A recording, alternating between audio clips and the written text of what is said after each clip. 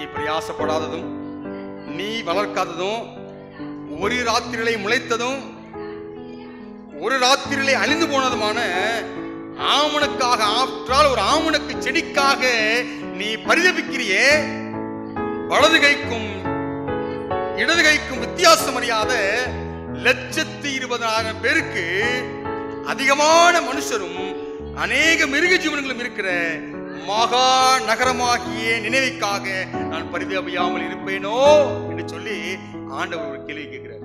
இந்த கேள்வி யோனாவுக்காக கேட்கப்பட்ட கேள்வி கிடையாது, சாத்தானுக்காக கேட்கப்பட்ட கேள்வி.